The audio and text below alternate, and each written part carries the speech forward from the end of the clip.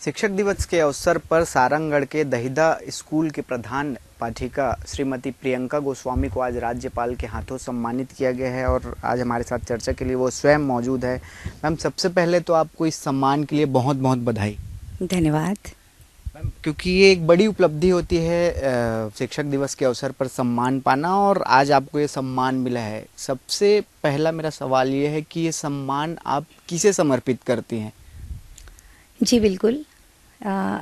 ये जो सम्मान मुझे मिला है, इस सम्मान को मैं शिक्षक श्री जगजीवन प्रसाद जांगड़े जी और मेरे माता पिता, गुरुजन, मेरे विद्यार्थी, मेरे दोनों भाई अविनाशपुरी गोस्वामी, अभिषेकपुरी गोस्वामी, मेरे पति भीमगिरी गोस्वामी और मेरे बेटे प्रथमगिरी गोस्वामी को समर्पित करती हूँ। मैम, क्योंकि छात्रों को पढ़ाना, जो स्कूल के विद्यार्थी होते हैं, जो बच्चे होते हैं, उनको पढ़ाना थोड़ा मुश्किल का काम होता है और वो टीचर उसको बड़ी आसानी से कर सकते हैं, हर कोई नहीं कर सकता है। आप ऐसा कौन सा तरीका यूज़ करती हैं विद्यार्थियों को पढ़ाने में, उनको समझाने में कि वो आगे बढ़ सकें? अब राष्ट्रीय शिक्षा नीति 2020 के अनुसार बहुभाषावाद शिक्षण को बढ़ावा दिया जा रहा है और साथ ही हम बच्चों को कई भाषाओं के साथ ज्ञान प्रदान करते हैं। एक ही कक्षा में 2-3 अलग अलग भाषाओं के भी बच्चे हैं जिनकी मातृभाषा और स्थानीय बोली अलग अलग होती है।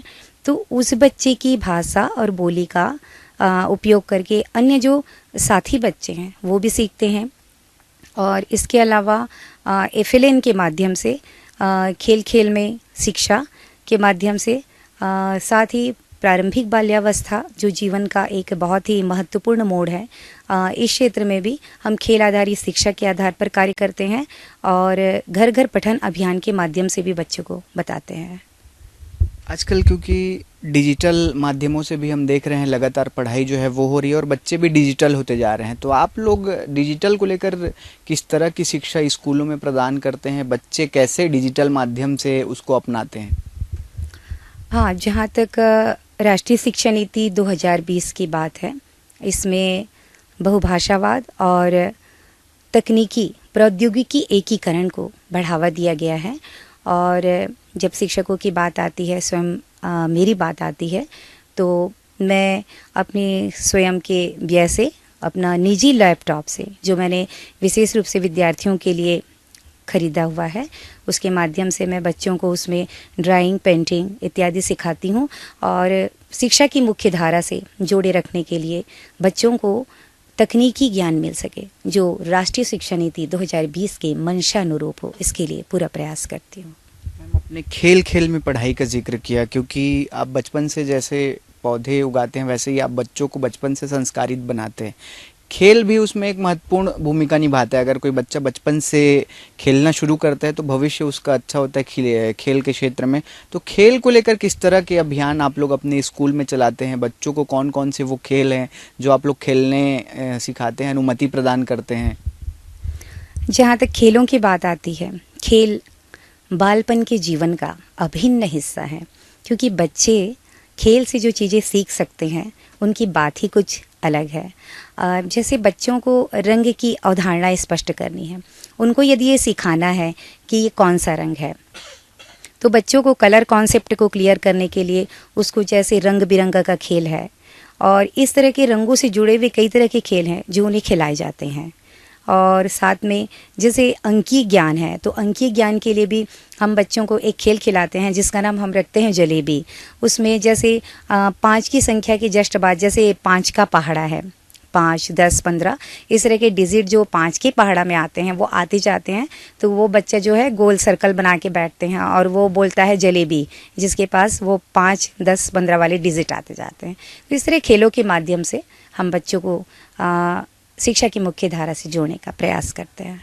अच्छा मैम, एक बड़ी चुनौती जो आजकल हर जगह है, बच्चों को स्कूल तक पहुंचाना मतलब लोगों में कहीं ना कहीं अभी भी जागरूकता की कमी है। आप लोग तो लगातार प्रयास करते ही रहते हैं। तो आप अपने क्षेत्र में जहाँ पर आपका विद्यालय है, क्योंकि आपके ऊपर एक बड़ी जिम्मेदारी है, आप प्रधान पाठक हैं, तो आपकी ज़्यादा जिम्मेदारी बनती है कि 100% बच्चे स्कूल पहुँचे। तो जन जागरूकता को लेकर किस तरह से आप लोगों तक पहुँचती हैं? क्योंकि कई पेरेंट्स ऐसे होते हैं जो स्कूल नहीं भेजना चाहते, कारण बहुत से होते हैं, लेकिन आप किस तरह से उन तक पहुँचती हैं और कैसे लोगों को जागरूक करती हैं? जी, आपने बहुत बढ़िया सवाल पूछा है। जहाँ तक शिक्षा को लेकर के जन जागरूकता की बात आती है, तो यहाँ पर मैं एक मोटिवेशनल स्पीकर भी हूँ और इस नाते मैं एक शिक्षिका भी हूँ। मेरा ये परम दायित्व बनता है कि मैं किस प्रकार से सरकारी स्कूल के बच्चों का उस स्कूल के प्रति रुझान बढ़ाऊं और साथ में वहाँ 100% नामांकन हो और साथ ही पहली से लेकर कक्षा 5वीं तक उनका उस विद्यालय में ठहराव हो। इसके लिए हम सर्वे कार्य करते हैं और सर्वे कार्य करने के अलावा सरकारी स्कूल की जो निःशुल्क मिलने वाली सुविधाएं हैं उन चीज़ों से पालकों को अवगत कराते हैं और ये जानने के बाद निश्चित ही जागरूकता बढ़ी है और इसलिए हमारे विद्यालय का दर्ज भी बहुत बढ़िया है। क्योंकि ग्रामीण क्षेत्र में जब भी बात आती है, आपने बताया कि बहुत सारे जागरूकता अभियान आप लोग चलाते हैं, कोई समस्या लेकर भी पेरेंट्स आते होंगे आप लोग तक, तो उसको कैसे आप लोग काउंसलिंग करते हैं, कैसे समझाते हैं बच्चों को लेकर?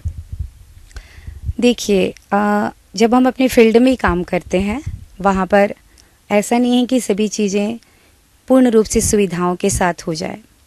तो शिक्षक तो वो है जो ज़मीनी स्तर पे कार्य करते हैं, सारे शिक्षक ज़मीनी स्तर पे कार्य करते हैं और कई प्रकार की समस्याओं से हम रोज़ दो चार होते रहते हैं।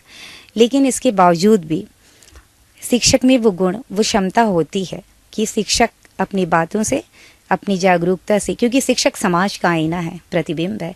किसी देश के विकास का मापदंड वहाँ के शिक्षकों के विकास से मापा जाता है।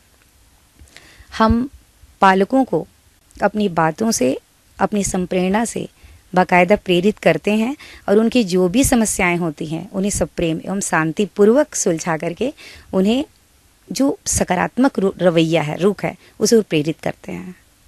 मैम, क्योंकि अभी भी पारंपरिक रूप से पढ़ाई होती है और आधुनिक रूप से होती है, तो वो दोनों को आप लोग किस तरह से बच्चों को समझाते हैं, किस तरह से नवाचार कराते हैं उनको कि वो आसानी से उस चीज़ को सीख सके, समझ सके, पढ़ सके? हाँ जी, बिल्कुल। देखिए, जो पुरानी शिक्षा पद्धति थी वो क्या है, 10-2 10+2 संरचना पे आधारित थी और अभी जो राष्ट्रीय शिक्षा नीति है 2020 NEP, ये 5-3-3-4 इस पर आधारित है। पुरानी और नई शिक्षा नीति के बीच में मूल रूप से अंतर क्या है, शिक्षण प्रशिक्षण, शिक्षकों का जो प्रशिक्षण है, इसके अलावा प्रौद्योगिकी एकीकरण और साथ ही समग्र शिक्षा का विकास और छात्र केंद्रित शिक्षा, इस बात को लेकर है। और साथ ही राष्ट्रीय शिक्षा नीति 2020 के अनुसार हम बच्चों को इन दोनों के बीच में गुणवत्तापूर्ण जो शिक्षा है कि पहुंच के साथ, समान पहुंच के साथ समता बनाने का प्रयास करते हैं। अच्छा मैम, क्योंकि पहली से 5वीं सबसे ज़मीन वाला काम है, मतलब बच्चा उसी टाइम शिक्षा को समझते रहता है और आप क्योंकि प्रधान पाठक हैं, एक चीज़ समझना चाहेंगे स्कूलों में, क्योंकि मैं भी पढ़ा हूँ गवर्नमेंट स्कूल में, मुझे भी काफ़ी चीज़ें पता है। तो बच्चे छोटे छोटे मासूम बच्चे होते हैं, किस तरह से आप उनको संभालती होंगी, कैसे समझाती होंगी? ये एक बहुत ही अनूठा प्रश्न आपने पूछा है, क्योंकि हर शिक्षक जो अपने फील्ड पे काम करता है, विशेष रूप से प्राथमिक शालाओं की बात कहूँ तो बच्चे हर छोटी बड़ी बात को लेकर अपने शिक्षक तक पहुँचते हैं, लेकिन शिक्षक अपनी असाधारण व्यक्तित्व का मालिक होता है और वो अपने उन शिक्षकों के तरीका होता है अपने बच्चों को संभालने का, उनका प्रबंधन करने का, तो हम भी वही तरीका आजमाते हैं। ठीक है मैम, ये तो हो गई आप जो पढ़ाई कराते हैं उसकी।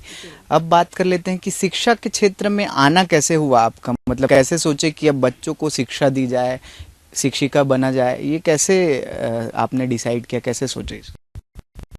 मैं यहाँ पर एक नाम लेना चाहूँगी, मेरी कक्षा पहली की शिक्षिका श्रीमती रुक्मणी सिंह ठाकुर जी का।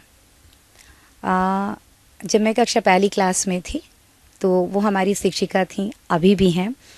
और उनके व्यक्तित्व से मैं इस तरह प्रभावित थी कि मुझे हमेशा लगा कि मैं इन्हीं की तरह बन पाऊँ। और कहीं न कहीं वो हिस्सा मेरे ज़हन में उम्र बढ़ने के साथ साथ आगे एक सोच के रूप में आकार लेती रही और धीरे-धीरे से शिक्षा के क्षेत्र में आने का विचार बनाया। अच्छा मैम, कभी पेरेंट्स इसको लेकर कुछ कहे हों कि कोई दूसरा फील्ड चुनो, शिक्षा ही क्यों? क्योंकि आजकल लोग बहुत सारे फील्ड में जाते हैं, टीचर तो बनते ही हैं लेकिन उसके अलावा और बहुत सारी अपॉर्चुनिटी होती है जिसमें लोग जाना पसंद करते हैं। तो पेरेंट्स के क्या रोल था इसमें? जी हाँ, कोई भी व्यक्ति की कामयाबी के पीछे घर परिवार की महत्वपूर्ण भूमिका होती है। सो मेरे परिवार की भी रही, क्योंकि मेरे परिवार में मेरे को पूरी तरह से इस चीज़ के लिए सपोर्ट और सहयोग मिला है और उन्होंने हमें अपना करियर चुनने की पूरी स्वतंत्रता दी है। मैं बहुत सौभाग्यशाली हूँ। मैम, अपने स्कूल के बारे में थोड़ा सा बताएंगे, किस तरह से है, मतलब स्कूल का जो समय वगैरह है, कितने बच्चे हैं, किस तरह से नवाचार वहाँ पर होता है, पेड़ पौधे, क्या कुछ खास है स्कूल में, दहीदा स्कूल में? जी, अभी मैं करीबन 1.5 महीने हुआ और 1.5 महीने से अभी मैं शासकीय प्राथमिक शाला दहीदा में पदस्थ हूँ, विकासखंड सारंगढ़, जिला सारंगढ़ बिलाईगढ़। इस स्कूल में अभी बाल वाटिका को मिला करके हमारा दर्ज 80 है और कक्षा पहली से 5वीं तक के लेकर के 77 बच्चे वहाँ पर पूर्ण रूप से दर्ज संख्या में हैं। और हमारे स्कूल का वातावरण बहुत ही अच्छा है। साथ ही हमारे बच्चे अभिव्यक्ति कौशल में दक्ष हैं।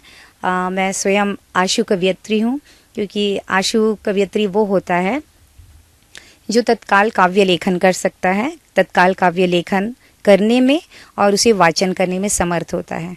क्योंकि मैं कहना चाहूँगी कि एक शिक्षक की असल काबिलियत उसके विद्यार्थियों में दिखती है, न कि उसके व्यक्तित्व में। तो मैंने अपने विद्यार्थियों को आशु काव्य लेखन में दक्ष किया है। मेरे विद्यार्थी अपनी कक्षा के स्तरानुरूप 2 लाइन 4 लाइन की पंक्तियाँ और आशु काव्य लेखन में दक्ष हैं। ठीक है मैम, आशु काव्य लेखन में आप दक्ष हैं, अपने स्टूडेंट को भी दक्ष कर रही हैं। कुछ कविता तत्काल में हमारे दर्शकों के लिए अगर आप कहें तो थोड़ा अच्छा होगा। बिल्कुल, मैं कहना चाहूँगी कि लगन के पाँव थक कर चूर नहीं होते, लगन के पाँव थक कर चूर नहीं होते, द्वार उपलब्धियों के दूर नहीं होते। अपने हौसलों का कद बढ़ा लिया जिसने, अपने हौसलों का कद बढ़ा लिया जिसने, उसके लिए खट्टे कभी अंगूर नहीं होते। बहुत बहुत धन्यवाद मैम।